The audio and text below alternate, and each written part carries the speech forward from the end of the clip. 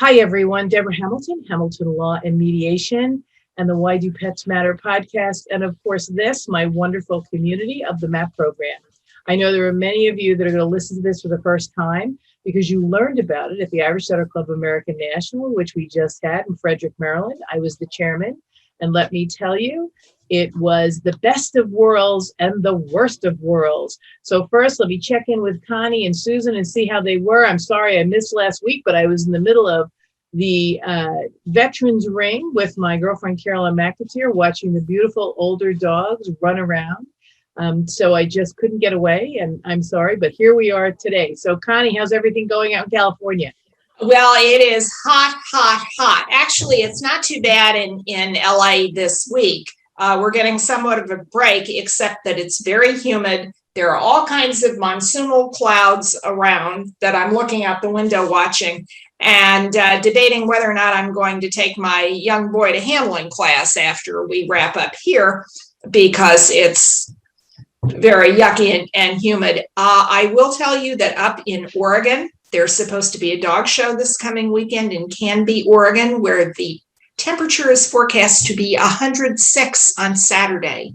And Wow. People are bailing left, right, and center. I'm seeing it online. Yeah. Why they don't outright cancel, I don't know. And this morning I canceled my entry up in Lodi. Remember the old Creedence Clearwater revival stuck in Lodi again? That's the Lodi. It's in the Sacramento River Valley. It is hot and humid, and the week we're supposed to be there for the Northern California Terrier Association and the Kennel Club of Sacramento, 4 days of shows, 96 to 100 degrees forecast, and a lot of people are bailing. So you're doing the D of disaster because of the fact that, we're just not going to leave our animals in a disaster. Well, the Irish Setter Club America's National was a bit of a disaster with the hotel.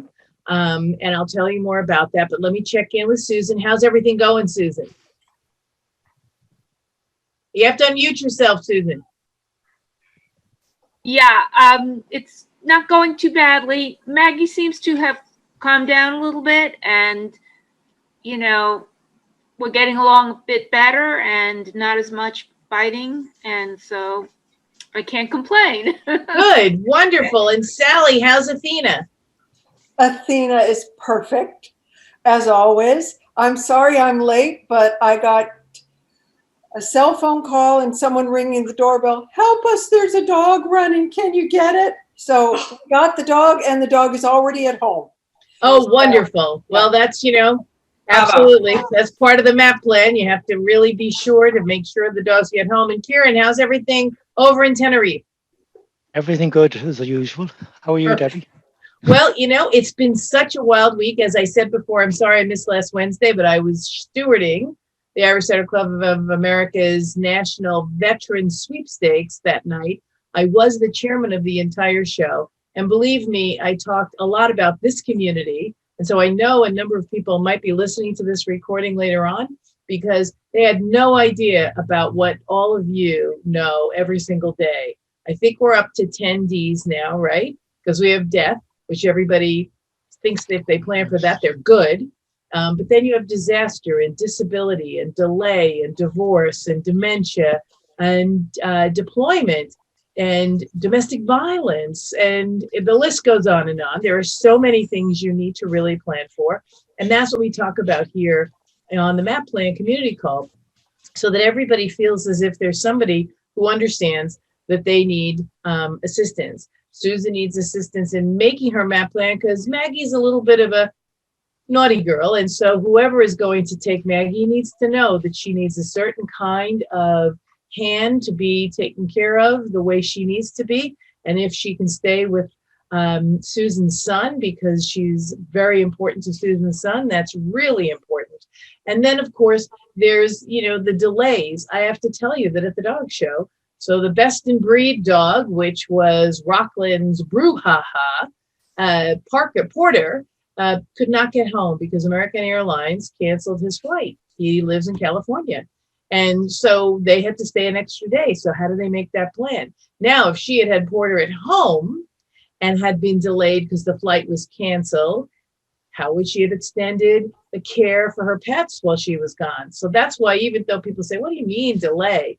I'm telling you, delay is usually one of the biggest problems we have, because we make sure our dogs are cared for in a certain way for a certain amount of time. And if we get delayed getting home to them, will those people still be able to take care of the pets that we've left behind? So the National was great. I was telling Connie before everybody got on that the air conditioning in the hotel failed 3 times. It was a beautiful world. And the chalk ink we used, the chalk spray paint we used, chalk, washable chalk, turned out not to come up unless you use the Dollar Tree's Awesome Orange. So my grounds people, who are my parking people, because the grounds people weren't really able to do it, but the parking people were, walked around with Awesome Orange, spraying it on, and then using a power washer to wash it off. So we got it off, thank God, good news. We had keys, the magnetic keys. It didn't work on any of the doors, so we had to prop open the doors. And so one night we had someone who didn't belong in the hotel come in and use a hallway for a restroom. So that was pretty good. Yucky. So it was one thing after another, but I have to say that most people stood up and gave me a standing ovation Friday night at the last dinner, because we survived. We were back from COVID. The hotel had many things that didn't come back online the way it should have. They tried to address it. They actually gave a percentage off of food and drink so that things would go well, or that things could be drank away. We could all drink ourselves into oblivion. And so that was great. And, it really was really wonderful, I have to say. It was one of those things that worked out beautifully in the end. And I was telling Connie, the photographer was there taking pictures of the show dogs and the placements they made. And he took a lot of candids, and every single one of the candids, everybody had a big smile on their face just because we were all together. So that's the benefit of making sure that you have a community around you that's going to help you with your pets. It is one of the most important things to do. Melissa, I'm going to check in with you if you want to check in. How are you doing?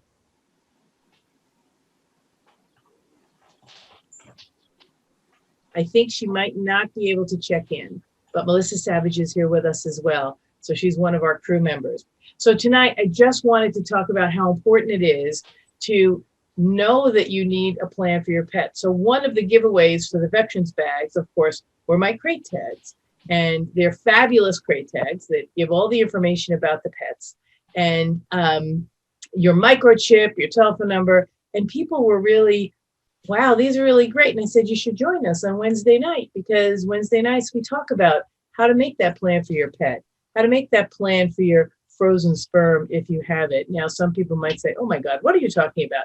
And I'm like, well, a lot of us collect our dogs, and there's a lot of phenomenal dogs collected, and their owners die without making a plan for it. And that leaves a whole genetic pool out in the hinterlands somewhere, because most families don't know how important it is to have that genetic pool. I know Connie does, because we need to have the biggest genetic pool, and all of us are getting older and not breeding much anymore. But if we could bring a 1960s or 70s or 80s dog back into the pedigree, if they have something to lend or bring back, that's fabulous. And so making sure you have a plan for your pets and for anything your pets have left behind, that is really, really key. And I want to point out that, the welcome that has been part of Kieran's One-Eyed Leo book has been phenomenal. So everyone should know who's sitting here that Kieran's book, One-Eyed Leo, has been out there. He's had phenomenal response. He's had people wanting to sponsor him as well. So we are so glad we were part of the brainstorming, so to speak. He was the creator and the writer, and he had a wonderful artist draw the pictures. However, we were so grateful he came every week to chat about it, so we could, add our 75 cents worth to the book. And I'm so grateful that I got to write the foreword, because it is such an important book for people to read before they get a pet. And of course, at the end, Kieran included what you should do to care for your pet if something happens to you. So I was grateful for both those opportunities, because not only is it responsibility to get a pet and own a pet. But once you do that, you need to plan for that pet. So later on, remind me if I forget, I need to tell you about Lady Jane, but she's moving from Florida back to California with my son, Drew. And that's going to be something that is so fabulous because, you know, he really is a phenomenal editor. He did Drunk History. He was the editor on Drunk History. He's also the editor of all the nominations on the Emmys. So anytime you see a nomination reel for anyone who's nominated for an Emmy, my son's the person who edits it. Somebody else films it, but he's the one who puts it together so it makes sense. So he's going back and he's going to pick up where he left off. And so Lady Jane will leave Florida and arrive in California probably the middle of July. So we'll miss him terribly. But of course, you know, being able to transport his cat is important, and how to do that is important, and who's around to take care of the cat is important. So these are things you need to think about. So I think Melissa is on now. And Melissa, if you want to let us know how you are, we'd love to hear it. But you have to unmute. Oh, there you are. Good. Yeah. I switched to my phone because my desktop computer wasn't handling it very well. I know that feeling, believe me. Yeah. But everything going well for you? How's the well, it's almost summer been? Very good. There's lots of competition. Good. Yep. Fabulous, fabulous. So tonight I'm going to catch up with everyone because I want to know how things are going. I know, Susan, you were making your MAAP plan. I want to know how you're doing. And I know you were working with Kathy Madsen. Were you able to work that out? Because as part of this community, I help to share the people I know who will help you have the best relationship with your pets. Yeah, I'm not meeting with Kathy until July, so you know, I'm trying to help Maggie calm down, and she has calmed down. I'm trying to vary her diet a little bit to see if that makes a difference for her. You know, she's very quick to use her mouth to express herself, and she's calming down, though, I feel, and I'm hopeful that we'll be able to keep her. Well, one of my trainers once with one of my dachshund puppies, who is very mouthy, always said, make sure you put something in their mouth other than your hand. So I always got the curlicue, little, I think they're, I don't know, what are they called, Connie? They're called something, those little spiral things that the dogs love.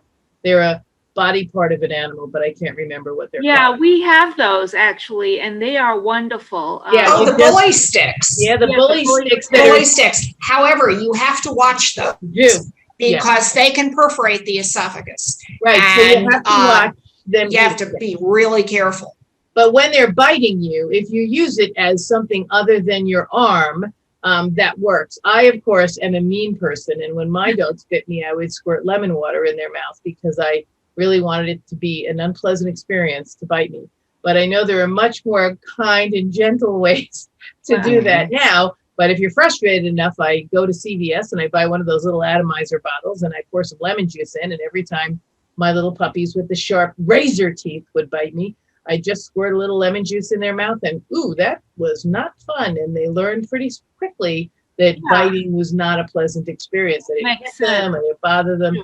But I just sprayed a little. I mean, people use bitter apple as well, but lemon juice I find works really well.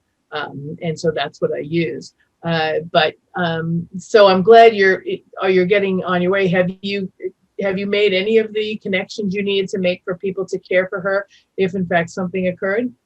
Actually, I have not, but it's always on the back of my mind, and I'm always kind of thinking about it. And you know, because I'm planning to move to Williamsburg eventually, it's kind of like, okay, if I make those connections now, I'll need to restart again when I relocate. And so I've kind of put that a little bit on the... Well, it's always good to have the now and the later. So at least on the fridge, you have the now. So this is the breeder's number and this is my neighbor's number. And because we want to make sure that people know who to call so Maggie doesn't go to the animal care control. Yeah, no, definitely. I agree. Yeah, so, one little step at a time. I think I'm going to Absolutely. feel more comfortable about asking for help if I can get this behavior managed, and I'm not worried about her biting people and stuff. How far is the breeder from you, and how far is the breeder's friend from you who would know how to handle Maggie and not be put off by the fact she nibbles on you? She's about 2 hours away. She lives in Linden, Virginia, and it's about a 2-hour drive from my home. And Yeah. So that's not bad. I think I would at least put the breeder's number up and maybe the breeder's friend if she lives closer or not. So that way everybody knows if something happens, those are the people to call, because quite frankly, the breeder will know how to handle Maggie and won't be put off by a little nibbling, because I'm never put off by a little nibbling. So just make sure you get that up, because that's part of the MAAP plan. You need to, appoint caregivers, and that's the most up. There's the Missy. That's really important. So, no, I agree. So Connie, you had to update your MAAP plan because Bammy went to heaven. So Yes. You're working on that, and everybody's still part of your group, correct? That is correct. And in fact, they are part of my, except for Bonnie, who lives out in the desert. The other three are part of my Dogs and Wine Gals Club. We meet at least once a month. We're all in the same obedience club, and we migrate from home to home or restaurant to restaurant now that the COVID restrictions are largely off in California. But at any rate, yes, they are all, still with me, which is wonderful. So at any rate, yes, I need to, winnow down my MAAP plan to just include Patsy and Casey and get that to my attorney and my vet and everybody else. Yeah. But at any rate, that too is when you lose a dog, and a number of whole bunch of my friends have lost senior dogs between the ages of 11 and 15, actually. And, we all got to know each other when they were puppies and, worked through all the training and the obedience competition together. And so now we're losing them. And yes, you do have to update. And then you're starting with Casey, so hopefully they'll all start again. And then you have to update and add the dogs. You don't have to add the dog because you're Casey, but they might have to add the dog, which would be perfect. Correct, because a lot of them are either in the hunt for puppies or have gotten new puppies. Yeah. And there are older dogs in their homes. So yes, they are in that situation as well. Oh, I'm so glad you brought that up. I'm going to check in with Sally and Melissa again, but remind me of the puppies, because there was an incident at the dog show that was really important to talk about, because we took a different tack than an event bench committee hearing. We took a different tack and it worked out really well. So Sally, how are you doing now that the person who co-owns your dog is moving to North Carolina? Well, I was going to ask that person one question. I was curious. My dog eats almost nothing, and this dog loves to eat. I was curious how to slow down a dog who loves to eat. Do you have any suggestions? Oh, absolutely. There is a serpentine dish, a purple serpentine dish that Roxaroni Puxatoni, who will be visiting with Sally and Gordon for several weeks, as we move to North Carolina, but leave Roxy in her environment that she loves, which is New York and Connecticut, as opposed to hot and humid North Carolina, which Irish setters Sally and I have decided hate. So we're going to give her a break, and Sally and Gordon have been gracious enough to say, oh, yes, we'll be right there. Don't even think about it. We'll be right there and take Roxy. But we also have connected with Roxy's brother's owner. So we know that if, God forbid, anything happens, she's there to help as well. We asked her and she said yes. And so we're sort of thrilled. There's at least someone who can step in the event something happens until I get up from North Carolina. But there's a serpentine dish, a purple serpentine dish that you pour the chow in, and then they really have to work at it. Great, great. That's terrific to know. I'm just trying to, although the dogs are related, they are so similar in many ways and so different in many ways. So I want both dogs to stay healthy, fit, and trim. And that's my goal, and we have, of course, ticks and poison ivy and food. And one loves to eat and one could care less. Yeah, the one I owned, like me, loves to eat and is a little fatty patati because she was home with her father while I was at the Nashville. So she's a little chunkier than she was when I left. But she will be arriving with bags and bags of frozen string beans, right, Connie? Because that's how you take weight off. It's a good filler. It's a good filler. So, Melissa, how are things with you going? Have you been able to put together at least some of the identification and appointing caregivers so that you have somebody in line to take care of your pets? Yes, I pretty much have. I haven't looked at it actually in a couple months. We've been busy with training and competition, but I believe I'm pretty well through most of it now. Yes. Great. And it's in writing, and they have letters that say that they're the ones to take care of your dog if something should happen to you. Yes. Yes. Perfect. And the vet knows and your attorney knows. The attorney knows. Yes, I did not put it. Specifics in my will, but yes. No, the vet has to know too, because if God forbid they have to take your dog to your vet, the vet needs to know that they have the right to bring the dog to him, and the dog will be cared for, because that really is so important to publish with the people who need to know. Right. Perfect. And you have that little sign on your refrigerator, right? In the case of emergency. Oh, yep. God, she's way ahead. Come on, Susan, you have to keep up with Melissa. She's got. And I love all the tags that go on their crates in the car with all their information. Those are one. Yep. Aren't they great? I know, it's really, I'm so grateful. And we gave them to some veterinarians out in California who came in for the dog show, and they're like, wow, we don't know anything about this. I said, well, come Wednesday, and hopefully one Wednesday they'll come. So I got to check in with you, Kieran. How's everything going with One-Eyed Leo? It's progressing slowly but slowly, or slowly but surely. It's every day there's a little bit of good news. So I'd say it'll sort of have a solid picture in about 6 weeks. But it's all going according to plan. Great, that's so good, because it's going to be such a great book. We're hopeful that you'll bring it over here to the United States. I think you said there was an entree to bring it here to the United States, because a book that breeders or animal care and control or rescues or shelters could give to prospective owners to understand what ownership of a dog actually entails is key. And having those questions that you have in it. Melissa, I don't know if you know much about it, but Kieran wrote a book that asks people the questions they need to ask themselves before they get a pet. Oh, no, I didn't know that. Yeah, it's called One-Eyed Leo, and I'm not sure if there's a link where Melissa can find it, but if there is, we will put it in the chat box.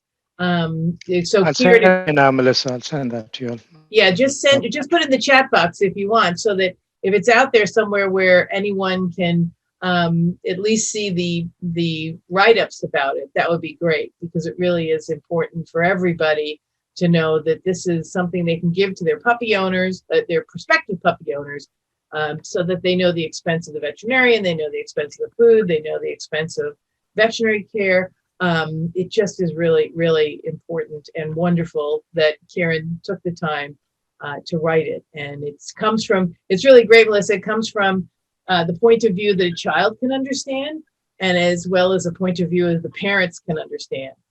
So it's not over the child's head, and it's not too simplistic for the parent. So we're really thrilled that that's happened. So I want to share with you the disagreement we had at the dog show. Now at AKC events, their way to handle misconduct is to have a bench show. And so we had a little bit of an incident at the Irish Setter Club where an older dog bit a younger dog. And there was a little damage. It was a puppy, and his little, baby canine tooth broke, and he had a little rub on his lip. And of course, the minute it happened, it was a frenzy. And thank God I was nowhere to be found. I don't know how the dogs got me away from it, but I was nowhere to be found when that happened. So by the time they got it to me, everybody was in their own corners. And I said to them, let's wait for 4 to 6 month old puppy to go, and then we'll chat about it. And that gave me another hour for them to decompress. And I said, would both of you be willing to sit down with each other and have a conversation about what happened? Tell each other how you experienced this incident. And they agreed, and we all sat down and talked about it. And what was really interesting was nobody wanted a bench show hearing. They just wanted to feel heard. They just wanted to be recognized for, my dog was bitten, or my dog bit, or I didn't, you let your dog get too close to mine. And what we found out were two really incredibly unique stories that explained why the dogs did what they did, or why the owners did what they did. So for the puppy, the owner of the puppy had had a terrible experience with a dog years ago who had been bitten walking into a show ring and was never able to go back into a show ring because she imprinted on being bitten going into the show ring. So this is what came to her mind. Here's this little puppy, and now she's going to be ruined because she was bitten by this older dog. And then we found out that the poor older dog had tolerated an 18-month-old Irish setter puppy for the past, 12 months. And, if anybody has had an older dog with a puppy, you know how incredibly difficult that can be on the older dog. And some people are better at not letting the younger dog abuse the older dog than others. And I think that the woman with the older dog acknowledged that probably the older dog had had enough. And when it saw another puppy, it was like, never again. I'm going to kill it now in its sleep, which sometimes we all think when we're getting bitten. I'm just going to kill it in its sleep. And the younger dog, of course, was out there just bopping around smelling the daisies and didn't even realize there was a shark nearby. So we had a great conversation. Everybody had tears because nobody wanted to hurt the puppy. Nobody wanted something to befall the older dog who had lived through a puppy for 12 months during COVID. So, we won't even go there about the brain cells of COVID. And so, we worked it out. We had an agreement. It was among the parties. It's what I do. I mediate. I take the time to have everybody hear each other. And I sat there and I said, the only thing I need to do is make sure that ISCA, the Irish Setter Club of America, is covered. And I said, guys, did you like what we did here? And they said, oh my God, yes. And I said, is this something you prefer to do than have a bench show? And they said, yes. They said, well, I need you to stay in the agreement that we chose to do this instead of a bench show, so that if AKC comes up and says, blah, blah, we have from the parties that they preferred to do it this way. And they said, absolutely, this is the way every disagreement at dog shows should be handled. And so I'll work on it with the AKC to make it less binary and more user-friendly, where people can actually have the time to chat with each other, because most of the time, not all of the time, but most of the time, if the parties have the opportunity to take accountability and responsibility, the disagreement will dissipate. But if you don't do that, then it escalates, and I never like escalating anything. So while we're going to close in a few seconds, I want to wrap everything up with what all of you are up to this week. So I'm going to start with you, Melissa. What are you up to this weekend? Are you going to dog shows? No, for the first time in 6 months, I am not going to a dog show. Good for you. Well, Yes. Relax and stay home. It's before the 4th of July. Are you going to a dog show the 4th of July? No, I have an agility trial, but it's near home, so no travel. Well, Yep. Good luck. Good luck. How about you, Susan? What are you up to this weekend? I think just planning for my birthday. I'm going to be 70 next Tuesday, so God it's kind of bless. a milestone for me. Oh my Yeah. goodness. Well, Yeah. we'll sing happy birthday next Wednesday. A little late, but never too late. Thank you. So it's kind of a difficult one for me, but thank you. Yeah, well, we are glad you're here, and you don't look a day over 55. So I think you're cooking with gas.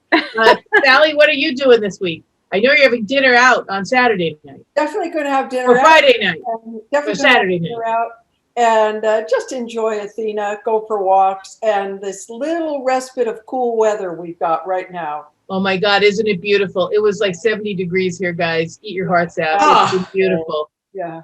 Isn't beautiful? We had a terrible rainstorm go through tornadoes. I had people writing me from all over the country because they said the tornado was going to hit Pleasantville, New York, and everybody was like, oh my God, you just got home from the National and now you're going to have a tornado. I said, yep, just the way it is. But thankfully it missed my house, and then it was headed for Sally's house, and it missed our house too. So we were cooking with gas with the guardian angel virtual assistants. They were busy blowing everything, to the north. And Connie, what are you up to this weekend?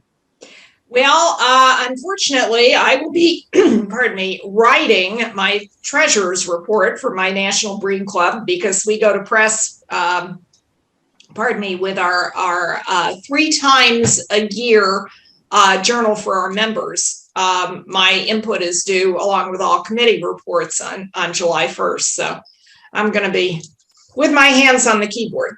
Well, you and I both, because I have to give my report and I have to get my my article for the memo, which is our newsletter every 3 months or so, to the printer by Sunday. And so I've come home and taken 2 days and played sort of hooky, except that I'm packing boxes because you all know I'm moving from north to south and I want to shoot myself. But we are moving July 6th. And so I will be here because I will need you all as to keep me from jumping out a window as I move to North Carolina. It'll be an interesting experience and I'll always be here for you guys. So until next Wednesday, remember to make a plan for your pet, address the needs of your pet, appoint caregivers, and publish that plan because it's not any good unless the people who you're appointing know they're the people you're appointing and have the letter to prove it so that when they go to animal care and control to ransom your dogs, they can't say, well, where did she say that you could have this dog? You really need to do that. And until next week, this is Deborah Hamilton, Hamilton Law Mediation, the Why Do Pets Matter podcast. Don't miss an episode. It's so much fun. And of course, this wonderful MAAP community that I love so much every Wednesday at 6:30. Take care, everyone.